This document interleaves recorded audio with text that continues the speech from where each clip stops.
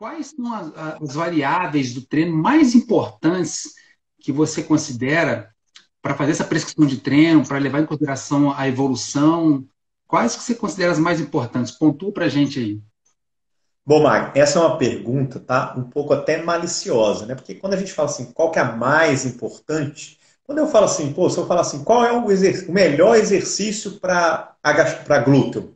Se eu falar, é um exercício tal, então para que você vai fazer os outros exercícios? Né? Não é uma coisa sem lógica. Né? Então, quando você falou assim, qual que seriam as variáveis mais importantes? Então, eu vou colocar aqui do ponto de vista didático, tá? Do ponto de vista didático.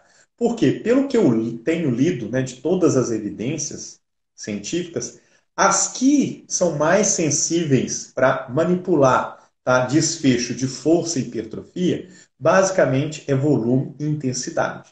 Mas eu não estou dizendo que as outras variáveis não são importantes, porque elas vão influenciar também de forma direta ou indireta. Tá? Por exemplo, a cadência, a pausa, a frequência, a divisão de treino, a amplitude de movimento, a seleção de exercícios. Então, todas estas são importantes, mas aqui, como a live nosso não dá tempo, eu vou focar basicamente em intensidade e volume de treino. Bom, o que quer dizer intensidade?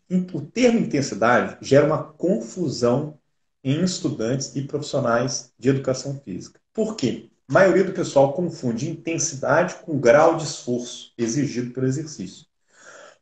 E o grau de esforço é aquele negócio seguinte: você faz um exercício, acabou de fazer, por exemplo, supino, e aí eu pergunto: e aí, como é que você está? Eu falo, nossa, eu estou cansado, estou exausto.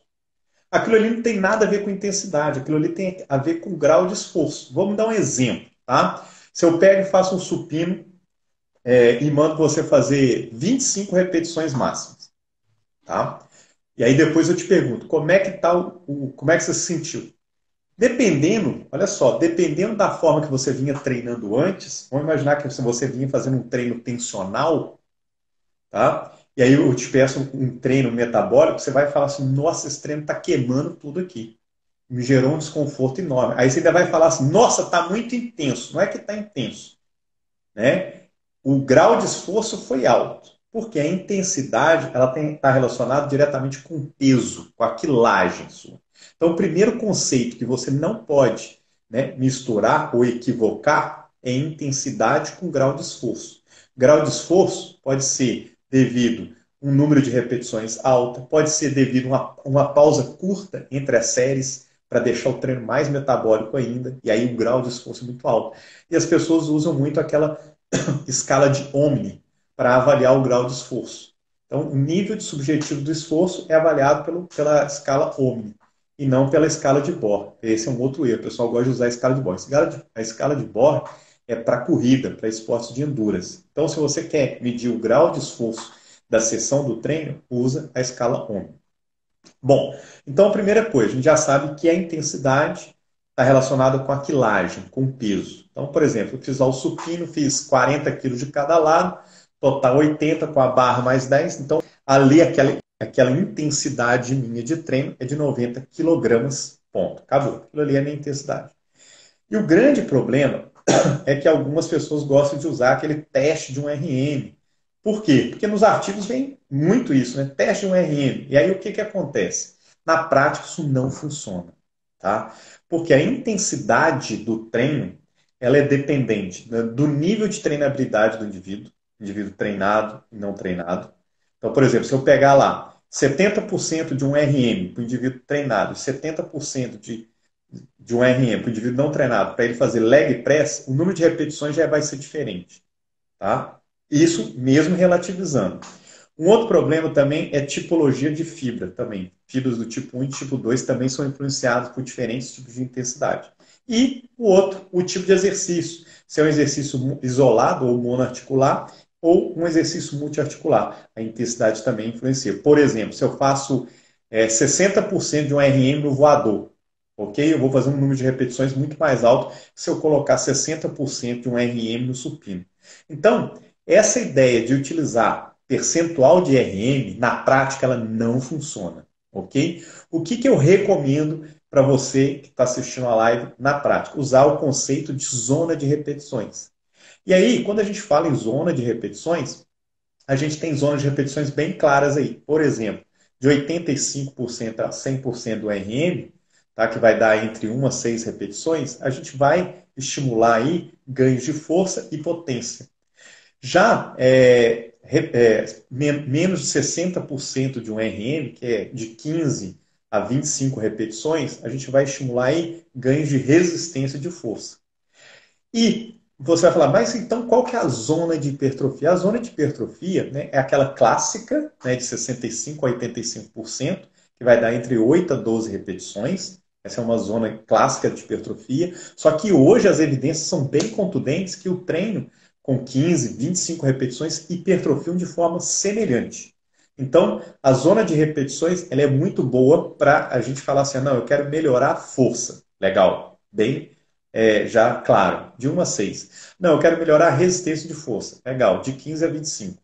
Não, eu quero trabalhar hipertrofia. Então aí você pode pegar de 8 até 25. Então a zona é muito alta. O que você que está assistindo lá tem que entender o porquê que você vai prescrever 8 repetições, 9 repetições, ou 12, 15, 25 repetições. Aí cabe você, profissional, diferenciar para quem você vai utilizar e quando você vai utilizar para otimizar a hipertrofia. Bom, e aí eu quero apresentar aqui um resultado de meta-análise. Quando a gente pega e põe muita carga, tá? Muito peso, tá? Porque no inglês é low load ou high load, tá? Eles representam a intensidade como carga, por isso que às vezes o termo confunde carga de treino, intensidade de treino. Então o que, que tem a melhor evidência hoje? Quando você trabalha com alta intensidade, você melhora a força, você ganha força. Porém, tanto faz trabalhar com alta intensidade ou moderada e baixa intensidade, para hipertrofia o resultado é semelhante. Só que, onde está o pulo do gato? Você vai hipertrofiar, se você tiver com baixa intensidade ou moderada, você vai hipertrofiar principalmente as fibras do tipo 1. Se for alta intensidade, predominantemente as fibras do tipo 2A e 2X. Bom, essa foi a primeira variável. Segunda variável, volume de treino. Volume de treino. Aí, quando a gente vai para a literatura, é uma confusão. Por quê? Uma confusão. No volume de treino, o que a gente tem que fazer? Primeiro, definir o que é o volume de treino. Que nada mais é, na prática, que o que você vai usar, que é o número de séries por grupo muscular por semana. Então, você tem que fazer esse cálculo. Quantas séries para peitoral, para dorsal, para quadríceps, para glúteo, por semana o seu cliente vai fazer. É isso que você vai ter que começar a calcular. E isso é diferente para o iniciante, para o intermediário e para o avançado. E o que a gente tem aí de evidência? Tá? Para hipertrofia, ok? Para hipertrofia, para ganhos hipertróficos, existe uma curva, tá? De U invertido, que existe um limite, tá? Para esse volume de treino para ganhos de hipertrofia. Mas o que já deixa claro é evidência. Quando a gente compara baixo volume com alto volume de treino, o alto volume de treino é melhor para otimizar os ganhos de hipertrofia. Então, ao contrário que muita gente fala, tem que treinar com baixo volume, isso é mentira, gente. Isso aí está errado, isso está totalmente contraproducente. Hoje, a gente trabalha com alto volume. Ah, professor, então por que o pessoal prega baixo volume? Isso aí é para tentar gerar aderência ao treino. Porque o iniciante ele não vai precisar de alto volume, claro que não. Okay? Mesmo porque ele não quer ficar muito tempo na academia. Lembra que a gente tem que dar pequenas vitórias para o nosso cliente. Então, o nosso cliente que é iniciante, você vai lá e monta um treino de 30, 35 minutos, porque ele não está acostumado. Então, qualquer coisinha que você der, ele vai ter um resultado. Agora, passa um treino de baixo volume para o intermediário ou avançado, ele não vai ter resultado.